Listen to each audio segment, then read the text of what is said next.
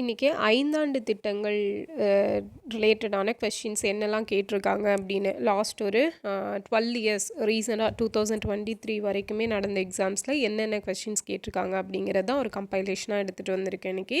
அதான் பார்க்க போகிறோம். ஸோ இது வந்து ஸ்கூல் புக்கில் உங்களுக்கு 11th ஸ்டாண்டர்ட் எக்கனாமிக்ஸில் இருக்கும். ஸோ அதை தாண்டியுமே சில கொஷின்ஸ் வந்து கேட்டிருக்காங்க புக்ஸில் இல்லாததுமே. ஓகேவா? ஸோ என்ன மாதிரி கொஷின்ஸ் கேட்டிருக்காங்க, புக்ஸில் என்னெல்லாம் இருக்குது அப்படிங்கிறத பார்க்கலாம் இப்போது. 11th எக்கனாமிக்ஸ் புக்கில் 8th லெசனில் இந்த இந்திய ஐந்தாண்டு திட்டங்களின் சாதனைகள் அப்படின்னு சொல்லி கொடுத்துருப்பாங்க. ஸோ அதை பார்க்கலாம் பாருங்கள். பொருளாதார திட்டமிடலோட நோக்கம் வரையறுக்கப்பட்ட அளவிலான வளங்களை திறம்பட பயன்படுத்தி விரும்பிய இலக்குகளை அடைவதாகும் அப்படின்னு சொல்லியிருக்காங்க. இந்த ஐந்தாண்டு திட்டங்கள் எதுக்காக போடப்பட்டுச்சு அப்படின்னா பொருளாதார திட்டமிடலை மேற்கொள்கிறதுக்காக தான். இப்போ ஒரு 5 வருஷத்துக்காக நம்ம வந்து இப்போ நம்ம ஒன்றும் இல்லை, நம்ம ஃபேமிலியில் வந்து இப்போ ஒரு மாத சம்பளம் வாங்குகிறோன்னா அதை வந்து எதுக்கு செலவு பண்ணுவோம் அப்படின்னு சொல்லி பிளான் பண்ணி வச்சுருப்போம். ஸோ அப்படி செலவு பண்ணால் தான் என்ன ஆகும், கரெக்டாக இருக்கும். அப்போ ஒரு ஃபேமிலிக்கே அப்படி இருக்கிற பட்சத்தில் ஒரு நாடு அப்படின்னு எடுத்துக்கிட்டோம் அப்படின்னா அதுக்கும் ஒரு திட்டமிடல் அப்படிங்கிறது ரொம்ப அவசியம் இல்லையா? அதை தான் இது வந்து நோக்கமாக கொண்டிருக்குது. ஓகேவா? ஸோ இந்த முறை நம்ம எங்கேருந்து எடுத்திருப்போம் அப்படின்னு பார்த்தீங்க அப்படின்னா ரஷ்யா கிட்டேருந்து தான் எடுத்திருப்போம். இந்த திட்டத்தில் 2012ஆம் ஆண்டில் வறுமை விகிதத்தை 15% குறைக்கும் குறிக்கோளை கொண்டிருக்கும். ஓகேவா? ஸோ ஒரு நிமிஷம் இருங்க. ஓகே, இப்போ இந்த திட்டத்தை வந்து நம்ம எங்கேருந்து எடுத்தோம் அப்படின்னா ரஷ்யா கிட்டேருந்து எடுத்துருக்குறோம். ஓகேவா? ஸோ இதுவரை இந்தியாவில் 12 ஐந்தாண்டு திட்டங்களை செயல்படுத்தி இருக்காங்க. இப்போ வந்து இந்த ஐந்தாண்டு திட்டம் அப்படிங்கிறத எடுத்துட்டாங்க. இதை எடுத்துகிட்டு தான் என்ன கொண்டு வந்திருக்காங்க, நிதி ஆயோக் அப்படிங்கிறத கொண்டு வந்திருக்காங்க. ஸோ இந்த 12ஆம் ஐந்தாண்டு திட்டம் அப்படிங்கிறது எந்த பீரியடில் இருந்திருக்கும், 2012லேருந்து 2017 வரை. இதுதான் வந்து இறுதியான ஐந்தாண்டு திட்டம் அப்படின்னு சொல்லியிருக்காங்க. ஸோ இந்திய அரசு ஐந்தாண்டு திட்டங்களை நிறுத்திட்டு என்ன கொண்டு வந்திருக்காங்க, நிதி Aayog, national institution for transforming India. So இது எப்போ கொண்டு வந்திருப்பாங்க, 2015 ஜனவரியில் கொண்டு வந்திருப்பாங்க. இது நமக்கு தெரியும்.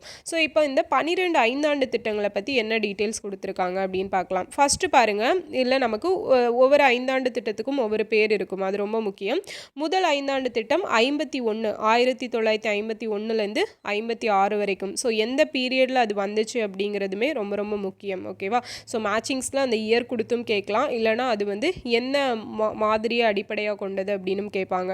இப்போ ஃபஸ்ட் ஐந்தாண்டு திட்டம் பார்த்தீங்க அப்படின்னா இது ஹாரோட் தாமோதர் மாதிரியை அடிப்படையாக கொண்டது, ரொம்ப ரொம்ப முக்கியம்.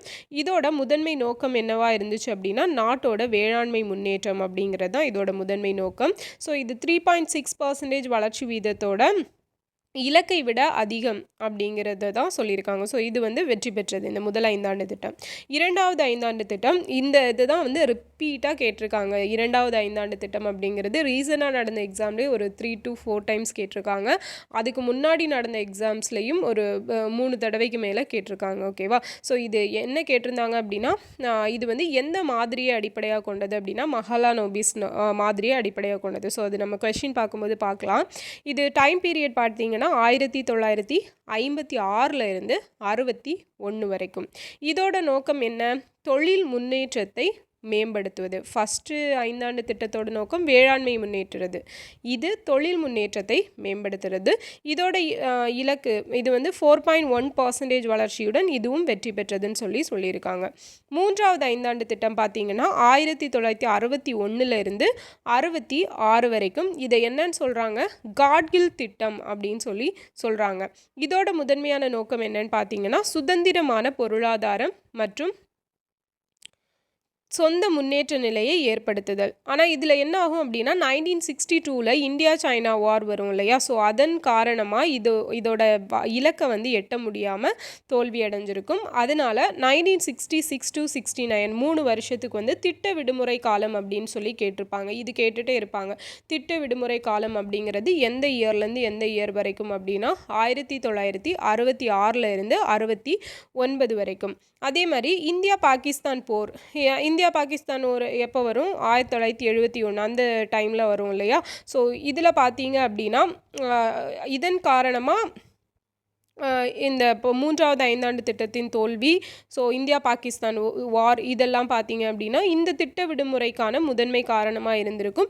இந்த காலகட்டத்தில் தான் ஓராண்டு திட்டங்கள் எல்லாம் உருவாக்கப்பட்டு வேளாண்மை, வேளாண் சார் துறைகளுக்குள் தொழில்துறைகளுக்கும் முக்கியத்துவம் கொடுக்கப்பட்டது அப்படிங்கிறத சொல்லியிருக்காங்க. அடுத்தது 4ஆம் ஐந்தாண்டு திட்டம் பாருங்கள், 1969லேருந்து 74 வரைக்கும்.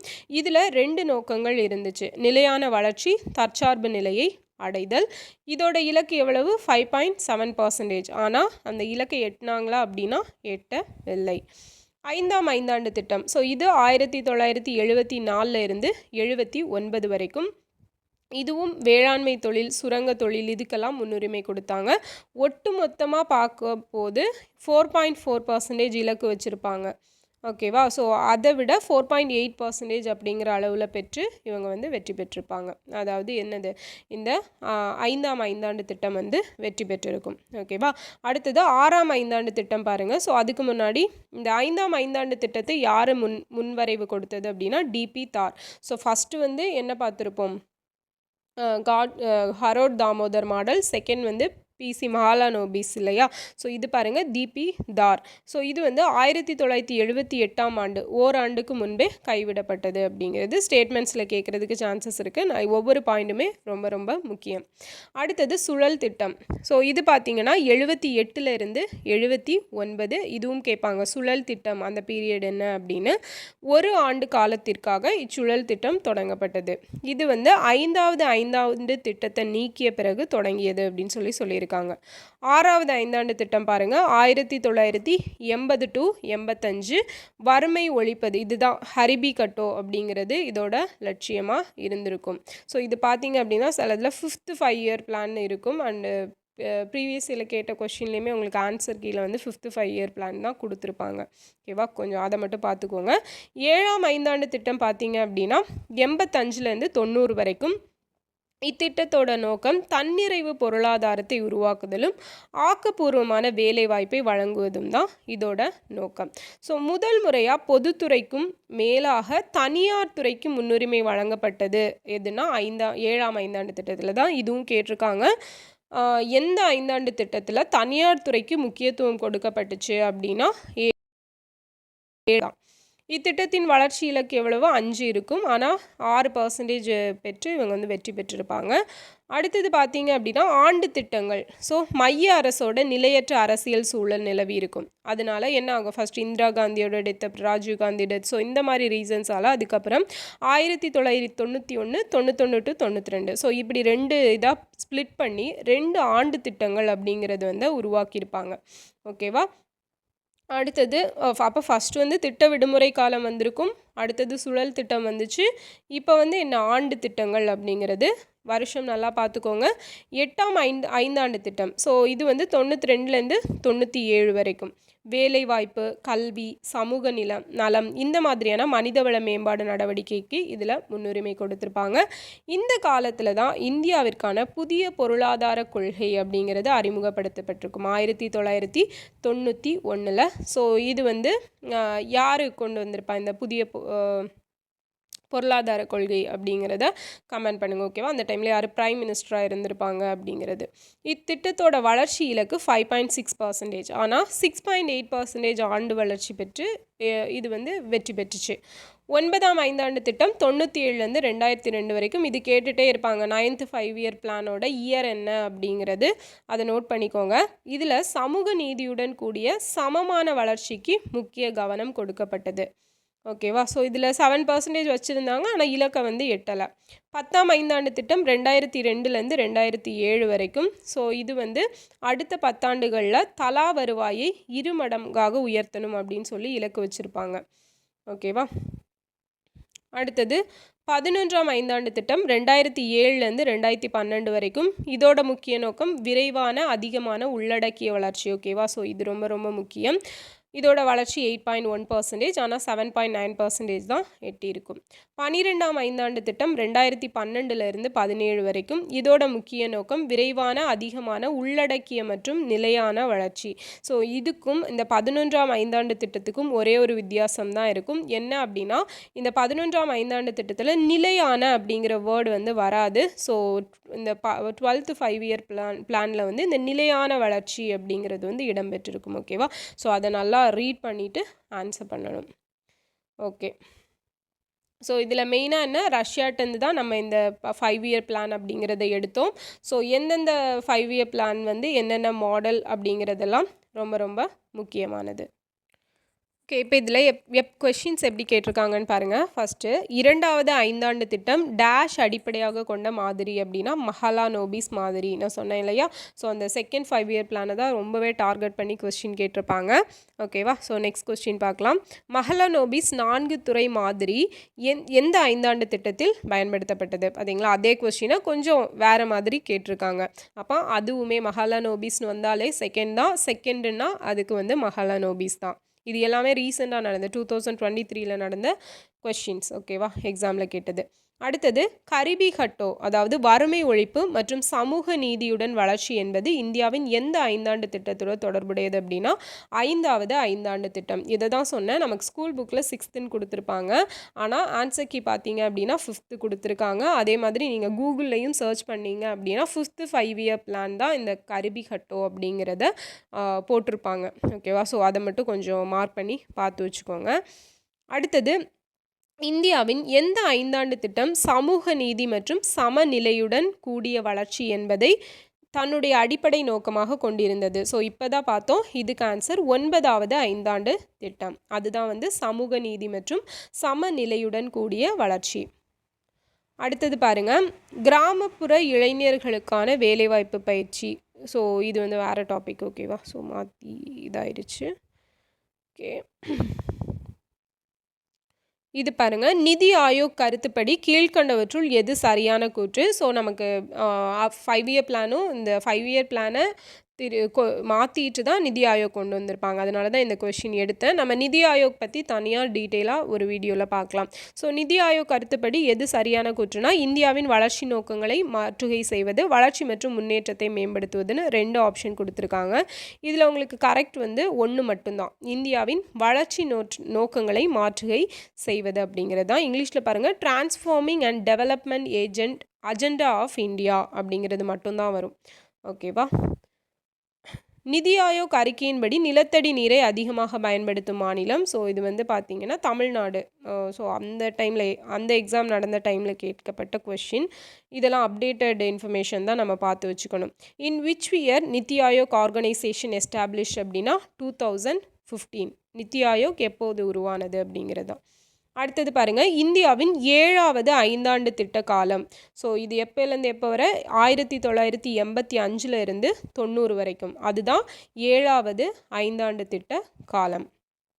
ஸோ கொஸ்டின்ஸ் எப்படி கேட்டிருக்காங்கன்னு பார்த்துக்கோங்க. எந்த ஐந்தாண்டு திட்டம் வளர்ச்சியோடு கூடிய சமுதாய நீதி மற்றும் சமத்துவத்தை மையமாக கொண்டு உருவாக்கப்பட்டது? ஸோ இப்போ தான் பார்த்தோம், இது எது 9வது ஐந்தாண்டு திட்டம். அப்போ ஒரே கொஸ்டின் எத்தனை தடவை, 2 தடவை கேட்டாச்சு பார்த்தீங்களா? அடுத்தது, 12வது ஐந்தாண்டு திட்டத்தின் வளர்ச்சி வீதம் எவ்வளோனா 8%. ஸோ இதுதான் வந்து கடைசி ஐந்தாண்டு திட்டம் இல்லையா? ஸோ அதனால் அதை வந்து கொஞ்சம் நல்லா பார்த்துக்கணும். முதலாவது ஐந்தாண்டு திட்டம் எதற்கு அதிக முக்கியத்துவம் கொடுத்தது அப்படின்னா விவசாயத்துக்கு தான் அதிக முக்கியத்துவம் கொடுத்தது. 9வது ஐந்தாண்டு திட்டத்தின் போது டேஷ் மில்லியன் மக்கள் வேலையின்மையின்றி இருந்தனர் அப்படின்னா 106 மில்லியன். ஸோ ஆப்ஷன் ஏ தான் இதுக்கு ஆன்சர். ஓகேவா? ஸோ இது வந்து ப்ரீவியஸ் இயரில் கேட்டதை நம்ம அப்படியே படித்து வச்சுக்கிட்டா போதும். பொருளாதார திட்டமிடுதலை முதல் முறையாக செயல்படுத்திய நாடு எது அப்படின்னா சோவியத் ரஷ்யா, USSR அப்படின்னு சொல்லுவாங்க இல்லையா? ஸோ ரஷ்யா, பிரிக்கப்படாத ரஷ்யா. 11ஆம் ஐந்தாண்டு திட்ட அணுகுமுறையான வேகமான மற்றும் அதிக உள்ளடக்கிய வளர்ச்சியை நோக்கி என்பதை அங்கீகரித்தது எது அப்படின்னு சொல்லி கேட்குறாங்க. எது? தேசிய வளர்ச்சி குழு, அதாவது நேஷ்னல் டெவலப்மெண்ட் கவுன்சில் அப்படிங்கிறது தான் இந்த 11th 5 இயர் பிளானோட இந்த நோக்கம் அப்படிங்கிறத அங்கீகரிச்சிருக்கும். ஸோ இது ஒரு வித்தியாசமான கொஷின், இதை நோட் பண்ணி வச்சுக்கோங்க. இரண்டாவது பசுமை புரட்சி திட்டமிடப்பட்டது. ஸோ இது எந்த 5 இயர் பிளானில் இரண்டாவது பசுமை புரட்சி திட்டமிட்டிருப்பாங்க அப்படின்னா 11th 5 இயர் பிளானில் தான் திட்டமிட்டிருப்பாங்க. ஓகேவா? ஸோ இந்த உங்களுக்கு ஃபஸ்ட்டு பசுமை புரட்சி அப்படிங்கிறது 1960 காலகட்டங்களில் கொண்டு வந்திருப்பாங்க. இரண்டாவது பசுமை புரட்சி 11வது ஐந்தாண்டு திட்ட காலத்தில் கொண்டு வரப்பட்டிருக்கும். ஓகேவா? அடுத்தது திட்டங்கள் மற்றும் நோக்கங்கள் அப்படின்னு சொல்லி கொடுத்துருக்காங்க. ஸோ இது பாருங்கள். ஃபஸ்ட்டு என்ன, 4ஆம் திட்டம். ஸோ 4ஆம் திட்டம் அப்படிங்கிறது மக்களின் வாழ்க்கை தரத்தின் அதிவேக வளர்ச்சி. 6ஆம் திட்டம் அப்படின்னா ஏழ்மை பிரச்சனை மீதான நேரடி தாக்குதல். 9ஆம் திட்டம்னா சமூக நீதியுடன் கூடிய வளர்ச்சியும் சமத்துவமும். ஸோ இப்போ தான் 2 டைம் பார்த்தோம்ல இந்த கொஸ்டின். 11ஆம் திட்டம் உள்ளடக்கிய வளர்ச்சி. ஸோ இதில் ஈஸியாக நம்ம இந்த சி அண்ட் டிக்கு ஆன்சர் கண்டுபிடிச்சிடலாம். 1-4. அப்போ 1-4 அப்படிங்கிறது எங்கே தான் இருக்குது? ஆப்ஷன் ஏல தான் இருக்குது. அப்போ ஆப்ஷன் ஏ அப்படிங்கிறது தான் நமக்கான ஆன்சர். ஓகேவா? அடுத்தது 2ஆம் ஐந்தாண்டு திட்டத்தில் கடைபிடிக்கப்பட்ட யுக்தி முறை யாரால் உருவாக்கப்பட்டது அப்படின்னு சொல்லி கேட்டிருக்காங்க. பிசி மஹாலனோபிஸ். ஸோ இது ஐ திங்க் 3வது தடவை இல்லையா? 10ஆம் ஐந்தாண்டு திட்டத்தில் சிறு தொழில் நிறுவனங்களின் நிதி அளவு என்னன்னு கேட்டிருக்காங்க. 50 கோடி. இந்த மாதிரி டேட்டாஸும் ப்ரீவியஸ் இயர்ஸில் கேட்கப்பட்டிருக்கு. 2வது ஐந்தாண்டு திட்டத்தை உருவாக்கியவர் யார்? மஹாலனோபிஸ். ஸோ பாருங்கள், இப்போது 5th டைம் ஆச்சு. பொருளாதார முன்னேற்றத்திற்கான ஒரு திட்டம் என்பது எவ்வாறு அழைக்கப்பட்டது? ஸோ பாம்பே திட்டம் இல்லையா? பாம்பே பிளான் அப்படின்னு சொல்லி. ஸோ இதுவும் உங்களுக்கு ஸ்கூல் புக்ஸில் இருக்குது. ஓகேவா? ஸோ அதுக்கான பிடிஎஃப்பும் வச்சுருக்கேன், அதுவும் பார்க்கலாம் நம்ம. இப்போ பொருளாதார முன்னேற்றத்துக்கான திட்டம் எவ்வாறு அழைக்கப்பட்டதுன்னா பாம்பே பிளான். அதுதான் பிளான் ஆஃப் எக்கனாமிக் டெவலப்மெண்ட் அப்படின்னு சொல்லி அழைக்கப்பட்டிருக்குது. அடுத்தது, மனிதனின் வாழ்க்கை தரத்தை மேம்படுத்துவது எந்த ஐந்தாண்டு திட்டத்தின் நோக்கம் அப்படின்னா 8வது ஐந்தாண்டு திட்டம். ஸோ சமூக நீதி அந்த மாதிரி வந்துச்சுன்னா 9வது ஐந்தாண்டு திட்டம். மக்களோட வாழ்க்கை தரத்தை மேம்படுத்துறது 8வது ஐந்தாண்டு திட்டம். அதுவே அந்த விரைவான உள்ளடக்கிய வளர்ச்சி அப்படிங்கிறது, ஸோ நிலையான வளர்ச்சி அப்படிங்கிறது 11, 12ஆம் ஐந்தாண்டு திட்டங்களில் வரும். ஸோ அந்த ஒவ்வொரு வேர்டை வச்சு நீங்கள் ஞாபகம் வச்சுக்கணும். இது ரொம்ப முக்கியம். மனிதனோட வாழ்க்கை தரத்தை மேம்படுத்துறது 8வது ஐந்தாண்டு திட்டம். எந்த திட்டத்தில் தொடர்ந்து முன்னேறுவதற்கான சரியான நோக்கத்தை நிர்ணயித்ததை விட விரைவான வளர்ச்சியை நோக்கி மற்றும் அதிக உள்ளடக்கிய வளர்ச்சி, இப்போ தான் சொன்னேன் இல்லையா? அதிக உள்ளடக்கிய வளர்ச்சி அப்படிங்கிறது 11வது திட்டம். ஓகேவா? கீழ்காணும் திட்ட காலங்களில் எந்த திட்டத்தில் தேசிய வருவாய் வளர்ச்சி வீதம் மிக அதிகமாக இருந்தது அப்படின்னா 5th 5 இயர் பிளான் அப்போ தான் இருந்திருக்கும். ஓகே, ஸோ இது மறக்கக்கூடாது. 1966 to 69 ஆண்டுகளுக்கு பின் நடைமுறைப்படுத்தப்பட்ட ஐந்தாண்டு திட்டம் எதுனா இந்த 4ஆம் ஐந்தாண்டு திட்டம். ஸோ அதுக்கு முன்னாடி 3 ஐந்தாண்டு திட்டங்கள், அதில் தான் இடையில அந்த ப்ராப்ளம்ஸ் எல்லாம் வரும். அதுக்கப்புறம் அந்த 66 to 69 அதில் அந்த தனியாக ஒரு ஆண்டு திட்டங்கள் அப்படிங்கிறத கொண்டு வந்துட்டு அதுக்கப்புறம் 4ஆம் ஐந்தாண்டு திட்டம் கொண்டு வரப்பட்டிருக்கும். நேரு மஹாலனோபிஸ் திட்டம் மாதிரி எந்த திட்டத்தில் புகுத்தினர்? 2வது ஐந்தாண்டு திட்டம். ஓகேவா? ஸோ எத்தனை தடவை ஒரே கொஷினை வேறு மாதிரி கேட்டிருக்காங்க. 12வது ஐந்தாண்டு திட்டத்தோட காலம் என்ன? 2012 இருந்து 2017 வரைக்கும். 2வது ஐந்தாண்டு திட்டத்தை வடிவமைத்தவர் பிசி மஹாலனோபிஸ். இந்தியாவில் எந்த ஐந்தாண்டு திட்டம் கல்வியில் விரிவு, தரம், சமநிலை ஆகியவற்றை வலியுறுத்துகிறது அப்படின்னா 12வது ஐந்தாண்டு திட்டம். ஸோ இதே கொஸ்டின் கூட நமக்கு ரிப்பீட் ஆகலாம். ஏன்னா கடைசி 5 இயர் பிளான் அதுதான் கல்வியில் விரிவு, தரம், சமநிலை அப்படிங்கிறத கொண்டு வந்துச்சு. இந்தியாவின் 12வது ஐந்தாண்டு திட்டத்தின் காலம் 2012லேருந்து 17. ஸோ இதுவுமே இப்போ தான் பார்த்தோம், அது ரிப்பீட் ஆகிருக்கு. 12ஆம் ஐந்தாண்டு திட்டத்தின் காலம் 2012 to 17. ஸோ எதுக்கு ரிப்பீட் ஆன கொஸ்டின்ஸையும் நான் எடுத்திருக்கேன் அப்படின்னா அது எத்தனை டைம் ரிப்பீட் ஆகிருக்கு அப்படிங்கிறது அப்போ தான் நமக்கு பார்க்கும்போது தெரியும். ஓகேவா? பின்வருவனவற்றுள் யார் ஐந்தாண்டு திட்டங்களை இறுதியாக அங்கீகரிக்க முடியும் அப்படின்னா நேஷ்னல் டெவலப்மெண்ட் கவுன்சில், தேசிய வளர்ச்சி குழு, இவங்க தான் அங்கீகரிக்கிறது. இது பாருங்க, which one of the following is correctly matched அப்படின்னு சொல்லி கேட்டிருக்காங்க. இதில் பார்த்தீங்கன்னா ஆப்ஷன் சி தான் வந்து கரெக்ட். 8வது ஐந்தாண்டு திட்டம் 2000 முழு வேலைவாய்ப்பை சாதிக்கும் வேலையை உருவாக்குதல் அப்படிங்கிறதா. மற்ற எல்லாமே தப்பு தான். 5வது ஐந்தாண்டு திட்டம் வேலைவாய்ப்பை உருவாக்குதல் கிடையாது. 7வது ஐந்தாண்டு திட்டம் கண்டிப்பாக வறுமை ஒழிப்பு கிடையாது. 10வது ஐந்தாண்டு திட்டம் சமூக நீதியுடன் வளர்ச்சி கிடையாது. ஏன்னா இது வந்து 9th இல்லையா. ஸோ வறுமை ஒழிப்பு ஹரிபி கட்டோ வந்து 5th பார்த்துருப்போம். ஓகேவா. Okay fine. நெக்ஸ்ட் பாருங்கள், மேட்சிங்ஸ். முதல் ஐந்தாண்டு திட்டம் இதுக்கு என்ன வரும் அப்படின்னா வேளாண்மை வளர்ச்சி. 2ஆம் ஐந்தாண்டு திட்டம் கனரக தொழில் வளர்ச்சி. 3ஆம் ஐந்தாண்டு திட்டம் தன்னிறைவு பெறுதல். 4ஆம் ஐந்தாண்டு திட்டம் வேளாண்மை மற்றும் தொழில் வளர்ச்சி. ஓகேவா. ஸோ 3, 4, 2, 1 அப்படிங்கிறது தான் உங்களுக்கு ஆன்சராக கொடுத்துருக்காங்க. ஓகேவா. ஸோ கொஞ்சம் பார்த்துக்கோங்க. அடுத்தது, முதல் 3 ஐந்தாண்டு திட்டங்களில் எவற்றில் ஒன்றை நிறுவுவது என பேசப்பட்டன அப்படின்னா சமதர்ம சமுதாயத்தை நிறுவுவது, சோஷியலைஸ் பேட்டர்ன் ஆஃப் சொசைட்டி அப்படிங்கிறது தான். ஆப்ஷன் பி தான் இதுக்கான ஆன்சர். இதுதான் வந்து முதல் 3 ஐந்தாண்டு திட்டங்களில் இதை நிறுவனம் அப்படின்னு சொல்லி பேசியிருப்பாங்க.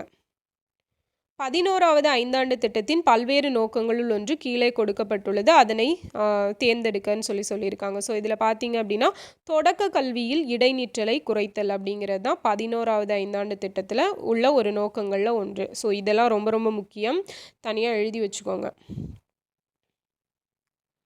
மக்களின் வாழ்க்கை தரத்தை அதிகமாக உயர்த்துவது தான் அடிப்படை நோக்கம் மற்றும் மேலும் இவை சாதாரண பொதுமக்கள், பலவீனமான வகுப்பினர் மற்றும் முன்னுரிமை அளிக்கப்படாத மக்களுக்கானது என வலியுறுத்தியது எந்த திட்டத்தில் குறிப்பிடப்பட்டுள்ளதுன்னா 4வது ஐந்தாண்டு திட்டம். ஓகேவா. ஸோ இந்த கொஷின்ஸ் எல்லாம் பார்த்தீங்களா கொஞ்சம் வித்தியாசமாக இருக்குது.